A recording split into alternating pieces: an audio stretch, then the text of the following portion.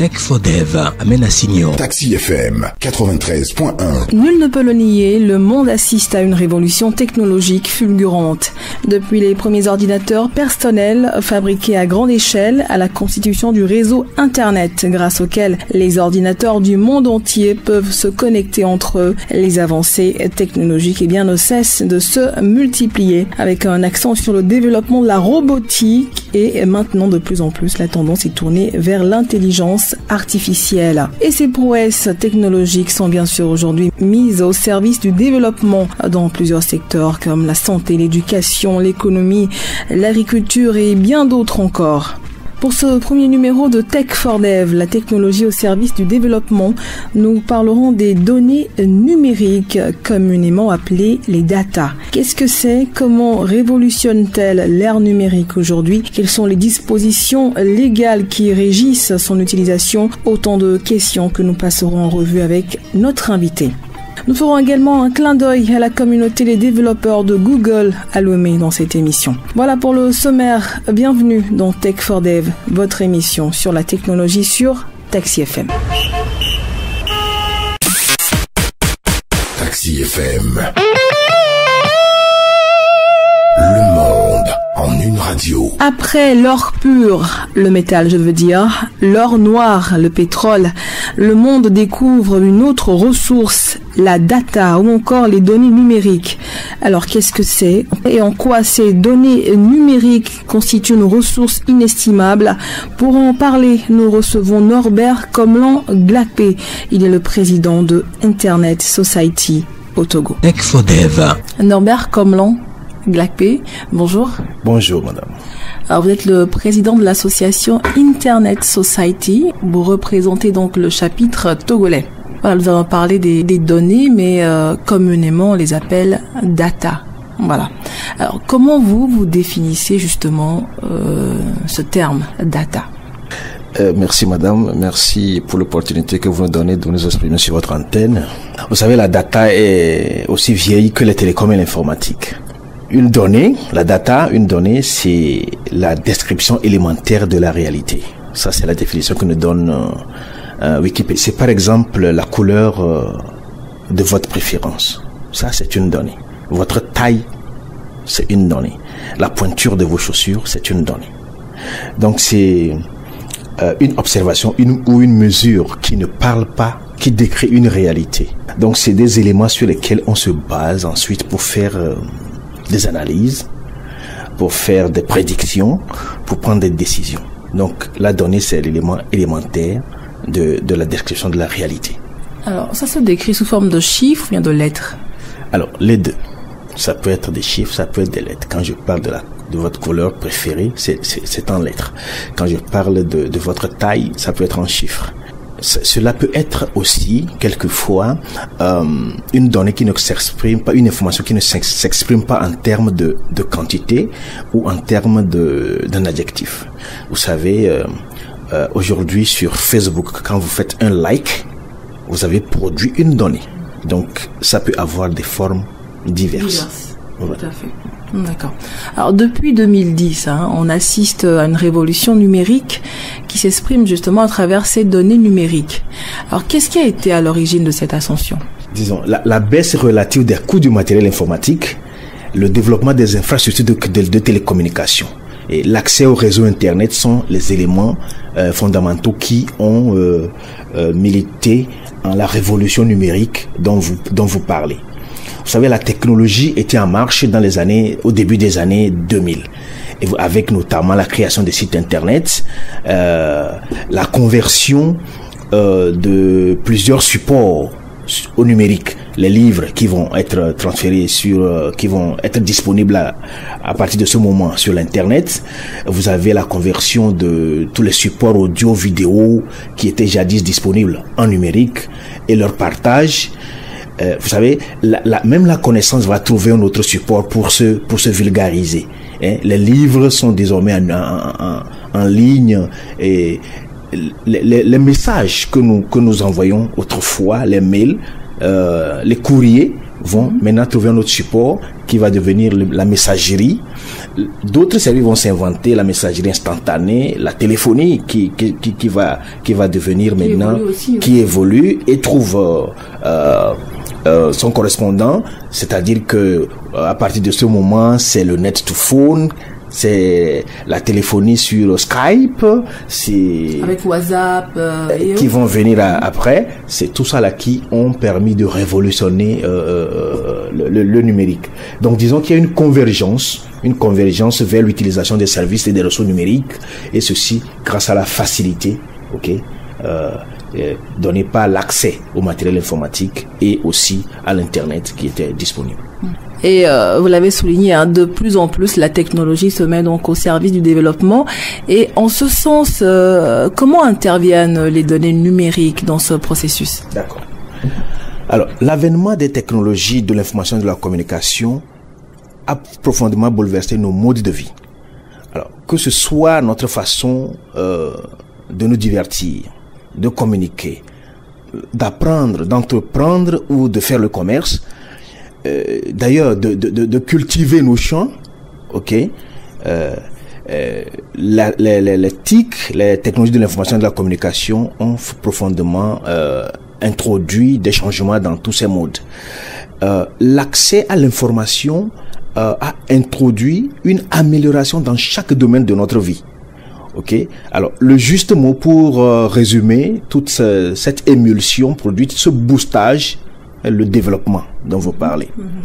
Alors, il a été constaté à tous les niveaux, que ce soit à l'éducation, la santé, l'administration, le commerce, l'agriculture, et même le domaine militaire, que avec les technologies, avec l'avènement des technologies de l'information, il y a eu une évolution, un développement dans chacun de ces domaines. Alors, vous allez me demander quels sont effectivement ce qu'on a pu remarquer. Voilà. Prenons simplement l'éducation. La dissémination du savoir a été l'un des premiers domaines impactés par l'éthique. Les technologies de l'information et de la communication viennent aujourd'hui régler un problème crucial d'accès au savoir.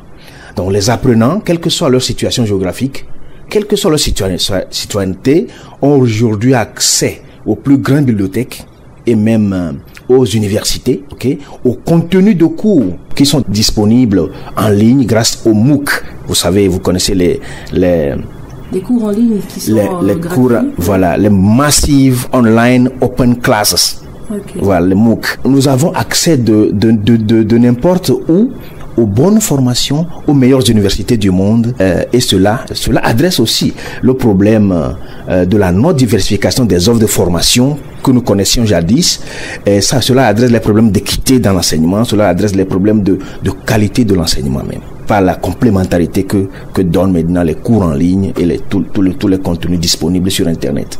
Voilà. Donc, à titre d'exemple, vous connaissez l'ANPE pour le Togo. L'ANPE actuellement a signé un partenariat avec une grande plateforme d'offres de cours en ligne qui s'appelle Open Classroom. C'est une plateforme comme tous les autres, mais avec des contenus disponibles en français. Parce que la majorité des contenus disponibles en ligne sont en anglais. Et c'était aussi, c'est aussi un handicap pour nous, francophones, de tirer parti et de nous approprier. Voilà, Open Classroom, c'est une plateforme qui a un grand nombre de contenus en français. Eh bien, la NPE est aujourd'hui en partenariat avec cette plateforme d'offres de formation, et ceci offre aux demandeurs d'emploi le privilège de prendre des formations payantes sur cette plateforme. Les formations qui sont normalement payantes, eh bien, les demandeurs d'emploi togolais inscrits à la NPE peuvent prendre ces formations pendant 3 mois. Toutes les formations qu'ils peuvent prendre, eh bien, sont gratuites pendant 3 mois. Cela représente 20 euros par mois, par personne en réalité. Et donc, tous les Togolais inscrits à la NPE peuvent prendre ces formations. Et d'ailleurs, pendant 3 mois. Pendant 3 mois. Vous voyez, c'est des opportunités comme ça que nous offrent dans le domaine de l'enseignement que nous sommes en train de décortiquer, eh bien, les technologies de l'information et de la communication. Pour donner le cas concret dans l'éducation, c'est un des cas concrets qu'on peut donner. Voilà. Donc, aujourd'hui, véritablement, les technologies de l'information et de la communication, on ne peut pas le nier, nous donnent vraiment un avantage ou en tout cas nous, ont développé, révolutionné le secteur de l'éducation et comme je le disais, ils rééquilibrent les choses à peu près. Que vous soyez ressortissant d'un pays pauvre, de pays en développement ou évolué, entre guillemets, on a les mêmes chances aujourd'hui de prendre des formations, de nous former, de nous éduquer. Voilà. Au même niveau que les autres. Au même niveau que les autres et avec les mêmes qualités d'enseignement. Voilà, à peu près. Ok. Voilà. Alors, vous voulez qu'on prenne un autre domaine? Pourquoi pas? Prenons le domaine de la santé. Alors, sans aller dans les détails,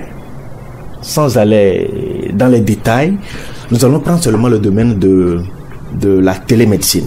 Vous savez, dans les régions, dans les zones rurales et dans les régions reculées, où vous le savez comme moi, dans nos pays développés, il n'y a pas de ressources humaines compétentes. Je ne dirais pas compétentes, ou de ressources humaines qualifiées. Voilà, pour prendre en charge certaines maladies, certaines pathologies. Eh bien, vous savez, dans ces zones-là, quelquefois, c'est des situations d'urgence, quelquefois, où il faut intervenir rapidement pour sauver une vie, ou quelquefois, quand il ne s'agit pas de l'urgence, c'est quelques pathologies rares qui ont besoin d'expertise, de spécialistes. Eh bien, c'est exactement là qu'intervient la télémédecine, qui vient offrir la possibilité, quand le spécialiste est à distance, un docteur, un médecin qui est à distance, disposant des moyens adéquats, eh bien, une sage-femme, une infirmière, un infirmier peut recevoir un client, décrire sa pathologie, ou en tout cas photographier, montrer, si possible, envoyer une vidéo de sa pathologie à un spécialiste qui consulte, qui donne son avis, qui donne le traitement qu'il faut, qui conseille comment traiter le patient là. Et donc, que ce soit dans les deux cas, que ce soit dans le cas d'urgence par exemple, voilà, un spécialiste peut rester à distance et prodiguer des conseils, ou en tout cas donner des guidance à quelqu'un, à un agent de santé, pour pouvoir intervenir efficacement et sauver une vie. Donc tout ça là, c'est rendu possible aujourd'hui grâce aux technologies de l'information et de la communication. Oui. Justement, parlons de ce cas précis. C'est vrai que c'est une avancée technologique, comme vous l'avez souligné, mais il y a le problème d'Internet qui se pose toujours. Parce que pour envoyer une vidéo, voilà, il faut quand même une bonne connexion. Alors, si nous voulons ramener le problème à notre situation particulière dans notre pays, je dirais que la question est bonne, en ce sens que aujourd'hui le Togo a un taux de pénétration d'Internet autour de 15%. C'est minime. Ce qui n'est pas beaucoup. La disponibilité de l'Internet est concentrée aujourd'hui principalement dans les villes. Et donc, pas forcément dans les campagnes et dans les coins reculés. Quoique... Alors que le besoin, c'est plutôt dans les campagnes. Voilà. Quoique, nous pouvons aussi dire que la disponibilité de la 3G, des réseaux 3G, peut être d'un grand atout. Vous convenez avec nous aujourd'hui que dans les campagnes, même dans les campagnes plus reculées, on peut quand même passer des appels téléphoniques. Dans la plupart des campagnes, on peut avoir accès au réseau 3G et aller sur Internet, quoique ce n'est pas très rapide comme on le souhaite. Et nous pouvons aussi nous réjouir aujourd'hui avec l'introduction de la 4G qui se fait timidement. Oui. On peut en parler, parce que là les coûts d'accès à la technologie, ce n'est pas gratuit, ce n'est pas donné, ce n'est pas encore totalement harmonisé. Au jour nous parlons aujourd'hui, il y a Move qui offre la Move est déjà dans la 4G aussi. Et pour les puces qui sont compatibles 4G, eh bien, il suffit d'aller dans le menu et d'activer sa 4G. Et pour les puces qui ne sont pas compatibles, le changement de puce est à 500. Donc, si nous parlons des zones reculées, il faut un déplacement pour les villageois pour venir changer les puces et tout. Est-ce qu'ils s'y connaissent? Il y a aussi la technologie, il y a aussi l'information. Est-ce qu'ils connaissent? Ils savent déjà que c'est disponible et tout. Il y a un travail à faire. Si nous prenons le cas de Togocell, qui constitue encore une inquiétude pour nous, praticiens, ou en tout cas nous qui sommes dans la promotion de l'utilisation de l'internet, c'est un cas un peu inquiétant pour nous, parce que Togocell aujourd'hui voudrait que les puces 4G soient achetées à 5 000 francs avant d'avoir accès au service, ce qui constitue un vrai blocage à la révolution numérique que nous prônons, en tout cas que les dirigeants de ce pays prônent. Et donc voilà un peu la situation. On revient toujours sur nos data. Aujourd'hui, on parle de big data. Ouais. C'est quoi finalement la différence? Ok. La big data, comme le disent les anglophones, nous avons vu tout à l'heure passer la révolution numérique. Dans un premier temps, nous pouvons décrire ce que nous avons dit dans la révolution numérique comme l'entrée en matière. À partir d'une certaine année, vous avez vu que l'accès à l'outil informatique est devenu plus facile. Les coûts se réduisant d'année en année, les utilisateurs ont beaucoup plus facilement accès à l'ordinateur. Mieux encore, il y a eu l'introduction des smartphones et des tablettes. Qui facilitent la vie. Hein. Effectivement, dans tous les sens. Avec leur aptitude à utiliser la 3G ou la 4G pour donner accès à l'Internet. Voilà, donc on n'est plus forcément obligé d'avoir une connexion Internet chez soi à la maison, d'avoir un ordinateur pour pouvoir accéder à l'Internet. Vous avez votre smartphone ou votre tablette dans la main, vous avez votre 3G et hop, vous êtes sur Internet. Oui. Et vous savez qu'il y a aussi ce que nous appelons le boom des réseaux sociaux. Les réseaux sociaux sont venus offrir aux utilisateurs la possibilité d'échanger, de communiquer, de partager leurs informations, de se rapprocher chaque minute. Et nous sommes tous devenus des addicts des réseaux sociaux, si je puis dire. Tous ces phénomènes combinés ont donné lieu à une production considérable de données. Et donc, les utilisateurs d'Internet ont produit des capacités pharaoniques, vertigineuses de données qui sont stockées dans les data synthèses partout dans le monde. Et donc, c'est la production aussi massive de données que nous appelons la big data. Et donc, la big data, c'est finalement une grande quantité, la grande quantité d'informations produites chaque minute là, qui à un moment donné, disons-le, dépasse l'analyse du cerveau humain. Aujourd'hui, l'humain ne peut plus analyser les données là qui sont produites sur l'Internet seul. Et que l'humain a besoin de machines, d'automates pour analyser, d'algorithmes pour analyser ces données. C'est ce que nous appelons l'ère de la big data. Et c'est cela qui induit l'intelligence artificielle. Effectivement. Big data rime avec intelligence artificielle aussi. L'intelligence artificielle est aussi vieille que le monde, puisqu'elle remonte à l'Égypte antique, déjà au temps de Hermès, qui disait notamment que maintenant que les hommes connaissent mieux leur Dieu, ils s'emploient à les représenter. L'intelligence artificielle, c'est cette volonté ou ce désir de l'homme de reproduire ce que fait le cerveau humain, de mettre dans les objets, de donner la faculté aux objets, aux machines, de reproduire ce que peut faire le cerveau humain, c'est-à-dire le raisonnement logique. Voilà, les décisions, pouvoir prendre les décisions eux-mêmes. Et donc ça date de longtemps. Bon, maintenant cela n'a pas pris de l'essor pendant longtemps parce que les moyens technologiques n'étaient pas au rendez-vous. Donc à partir du moment où l'ordinateur a été créé, à partir du moment où les algorithmes devenaient de plus en plus élaborés, à partir du moment où la puissance de calcul des ordinateurs le permettait, et à partir du moment où les données à utiliser, la data était au rendez-vous, eh bien on a connu maintenant ce qu'on appelle l'ère de l'intelligence artificielle. C'est ce qu'on vit actuellement.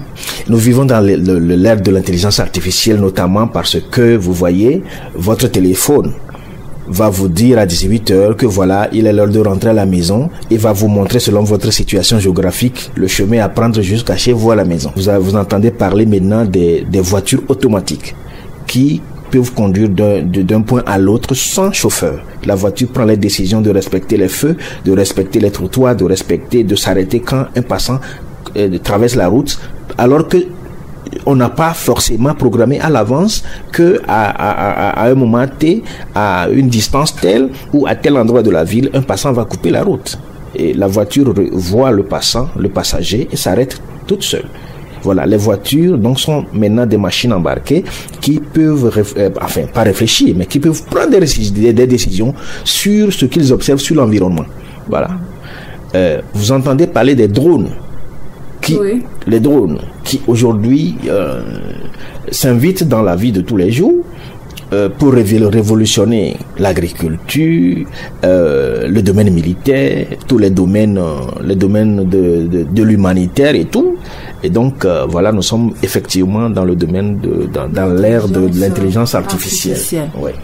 Voilà. Alors, on revient sur toujours les données numériques. Hein. Oui. On peut pas parler de données numériques, de data, voilà, sans parler de données personnelles. Ouais. Et quelles sont les dispositions prévues pour protéger la vie privée des utilisateurs du web, notamment en Afrique? Sont considérées comme des données à caractère personnel, des informations directement nominatives telles que le nom, le prénom, la photographie du visage, mais aussi des données indirectement nominatives telles que la date de naissance, le lieu de naissance, l'adresse du domicile, l'adresse électronique, le pseudonyme, les comptes d'une personne, les comptes numériques, les comptes email, les comptes d'abonnement à certains services sur Internet, le numéro de téléphone, voilà, et aussi des données qui peuvent être reliées à une personne par recoupement d'informations, comme par exemple son adresse IP, qu'elle soit fixe ou dynamique. Il y a d'autres types de données aussi, comme le groupe sanguin, le numéro de sécurité sociale, le numéro de carte bancaire. Alors voilà, et aussi des données qui peuvent être reliées à une personne par recoupement d'informations. Il y a d'autres types de données aussi, comme les avis et les appréciations d'une personne, les commentaires par exemple sur un réseau social ou sur un site public. Ce sont des informations aussi personnelles à une personne. Alors, il peut s'agir aussi d'images comme la photographie, comme un tableau sur lequel on peint une personne.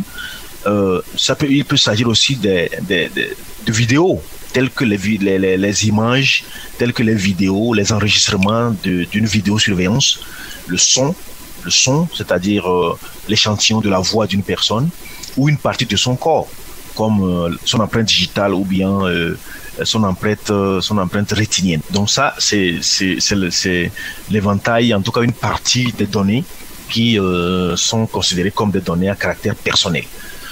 Donc dans le contexte africain, comme vous me le demandez, madame, il y a depuis juin 2014 la Convention africaine sur la cybersécurité et la protection des données à caractère personnel, qui a essayé de définir un cadre juridique légal de l'utilisation de ces données. Ainsi donc, je vais vous donner lecture du contenu de ce document, de cette convention, qui traite de la protection des données à caractère personnel. Je vous donne lecture.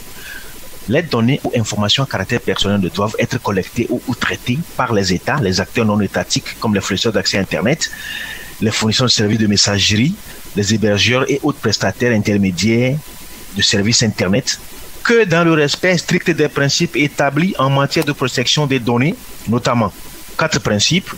On va les découvrir. Premier principe, les données ou informations à caractère personnel doivent être traitées loyalement et licitement. Deuxième principe, les données ou informations à caractère personnel ne doivent être collectées que pour des finalités déterminées, explicites et légitimes. Troisième principe, les données ou informations à caractère personnel ne doivent être excessives au regard des finalités pour lesquelles elles ont été collectées. Quatrième principe, enfin, les données ou informations à caractère personnel doivent être effacées lorsqu'elles ne sont plus nécessaires à la réalisation des objectifs pour lesquels elles ont été collectées. Voilà en gros les 4 principes qui régissent la gestion, c'est-à-dire la collecte, le traitement et la conservation des données à caractère personnel. Et le document continue sur cette thématique en disant la collecte, l'utilisation, la divulgation et la conservation des données ou informations à caractère personnel doivent être conformes à une politique transparente en matière de respect de la vie privée qui donne aux individus le droit d'accéder aux données collecter les concernant, de rectifier les informations inexactes, de bloquer la divulgation non autorisée de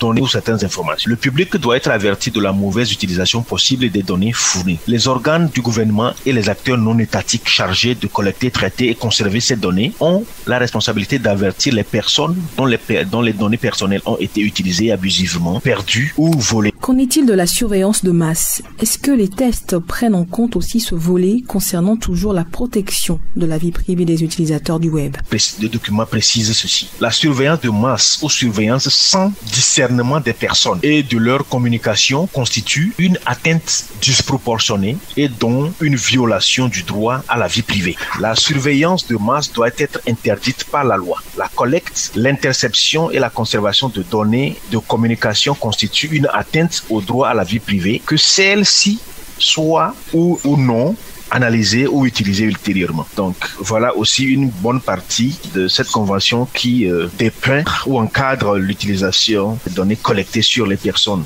et interdit d'ailleurs de surveiller des personnes à leur insu ou de surveiller toute une population. Mis à part la convention sur la cybersécurité et la protection de la vie privée, il y a aussi dans le cadre africain le document que nous appelons la Déclaration africaine des droits et libertés sur Internet. Et ce document conviendra peut-être de le creuser dans un autre numéro de votre émission, si vous le voulez bien. Bien sûr, Norbert, c'est tellement dense comme sujet. On reviendra bien sûr plus en détail sur plusieurs aspects que vous avez abordés durant tout votre développement. Pour ceux qui viennent de nous rejoindre, eh bien, nous sommes dans l'émission Tech for Dev avec notre invité Norbert Glacqué. Alors Norbert, quel est le degré d'utilisation des data en Afrique ? Disons, pour ce qui concerne le degré d'utilisation de la data en Afrique, que l'Afrique est une grande productrice de data, puisque nous sommes de grands consommateurs d'Internet et de réseaux sociaux, et nous sommes de grands producteurs de contenu culturel. Eh bien, l'Afrique contribue beaucoup dans la production de la data. Mais en Afrique également, vous convenez avec moi qu'il n'existe quasiment pas ces grandes structures qui offrent les services de réseaux sociaux, de messagerie ou de commerce en ligne. Donc nous nous tournons toujours vers les géants du web, établis là-bas sur le continent américain, surtout en Californie, pour avoir accès à tous ces services. Et donc, toutes nos datas que nous produisons sont exportées hors de l'Afrique vers les États-Unis. Et ayant expliqué précédemment que nous sommes à l'heure de la data-driven economy, l'économie induite par le business de la data, l'Afrique ne bénéficie pas effectivement des dividendes de cette data-driven economy. Parce que, comme nous l'avons dit tantôt, la data appartient à celui qui la collecte et la stocke. Donc c'est ainsi que les géants du web, que l'on dénomme les GAFA, se font la part de lion. Et la data produite par les Africains ne leur appartient pas. C'est eux qui commercialisent cette data, c'est eux qui en tirent tous les bénéfices. Et comment vous expliquez cela ? Que ce soit Google, Apple, Facebook, Amazon, je peux ajouter d'autres qui sont moindres, qui ne sont pas dans les GAFA, comme on le dit. Les GAFA, c'est Google, Apple, Facebook, Amazon. Ils sont les géants du web, ok ? Il y a d'autres qui ne sont pas des moindres, qui sont par exemple Airbnb, Netflix, Twitter et tous les autres. Ceux qui nous offrent des plateformes de communication, de réseaux sociaux, de messagerie et de là où se déroule notre vie d'aujourd'hui, notre vie électronique, ok ? Et la majeure partie de ces services nous sont offerts gratuitement, en tout cas entre guillemets gratuitement. C'est en réalité contre la collecte de nos données personnelles, contre la collecte de nos informations privées et contre notre gré ou notre volonté. En tout cas, jusqu'à un passé récent, entre guillemets, la loi du cyberespace, pour eux en tout cas, était que celui qui collecte les informations, celui qui les stocke, eh bien c'est à lui qu'appartiennent les données. Et ils font quoi avec ces données ? Et voilà, c'est là où nous en venons.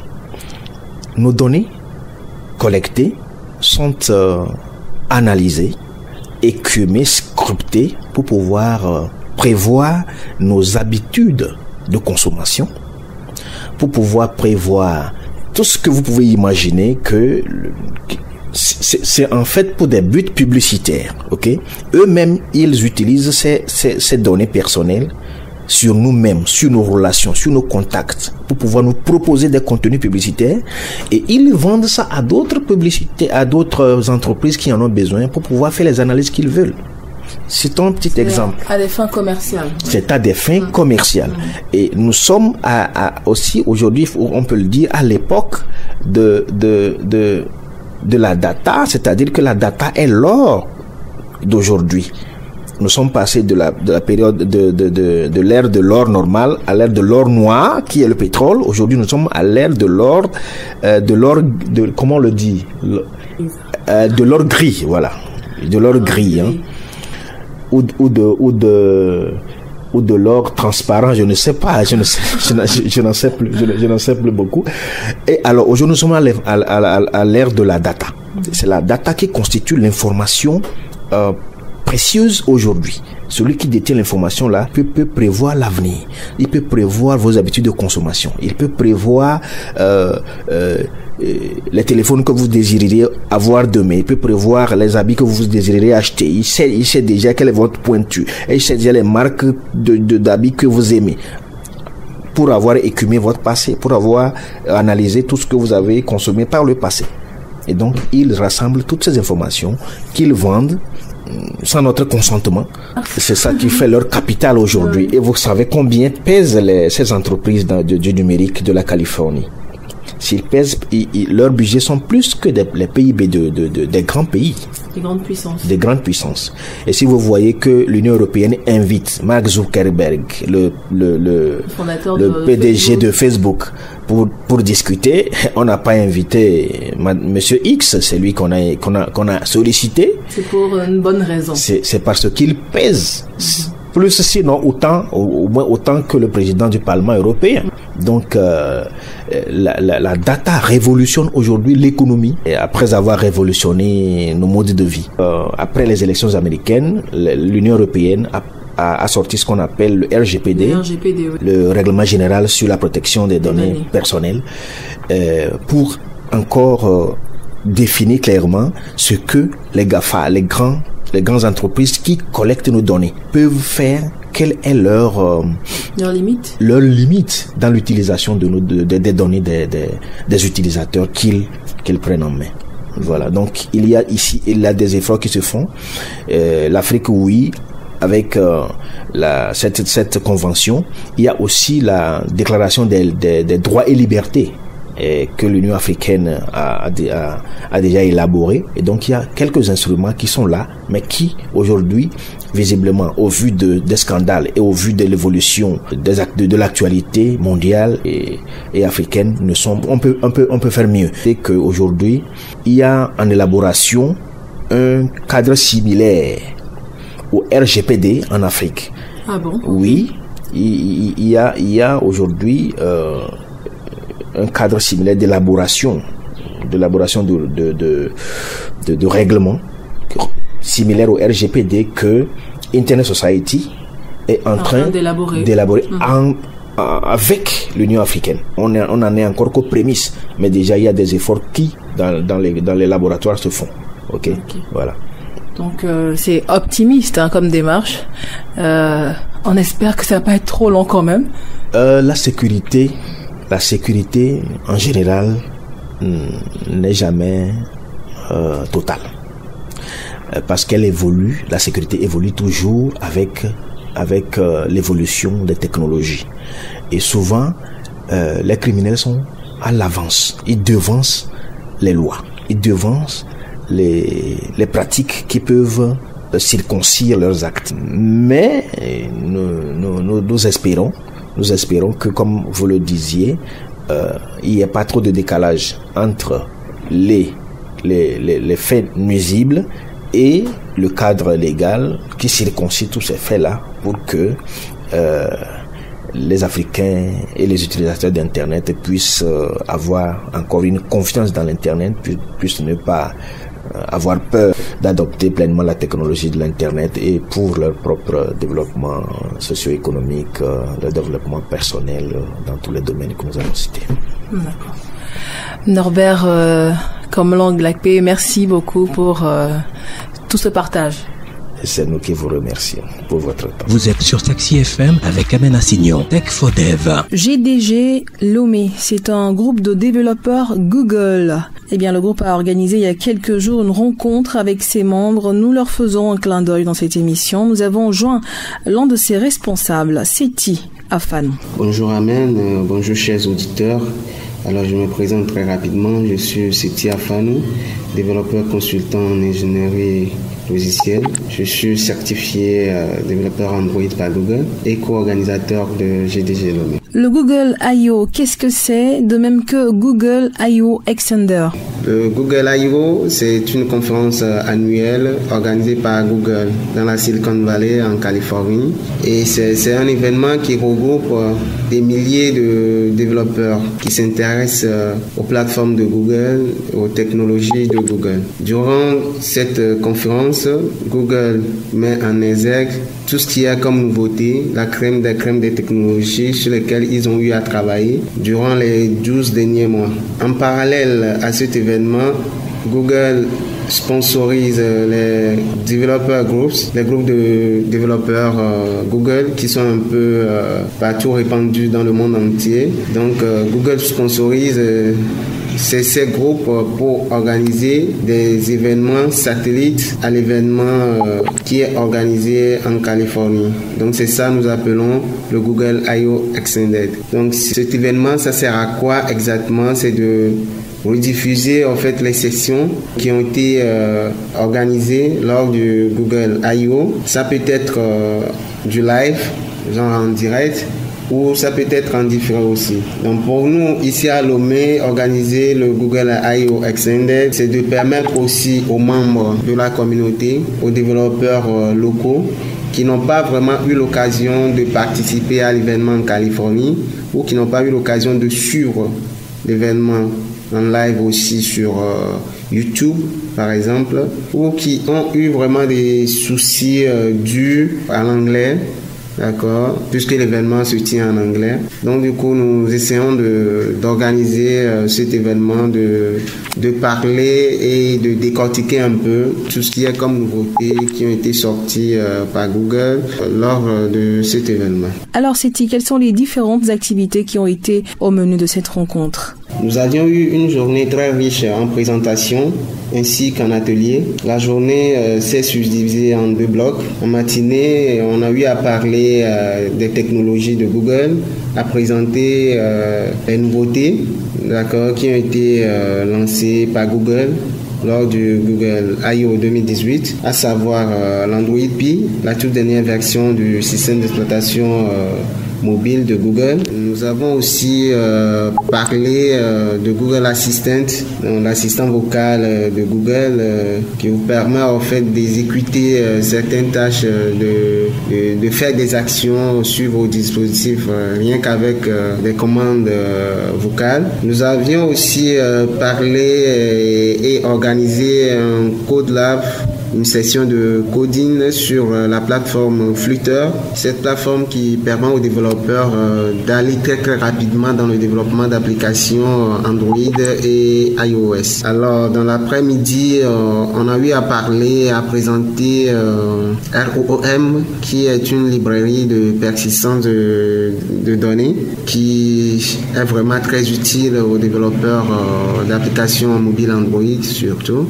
Et on a terminé la journée avec une section de coding sur la plateforme Dialogflow de Google qui permet de créer, de développer des applications compatibles à Google Assistant. Donc des applications qui auront l'habilité de répondre à des commandes vocales, par exemple. J'exhorte les autres membres ou les autres développeurs, tous qui sont intéressés par la technologie de Google, à s'inscrire sur la page Meetup de GDG Lomé.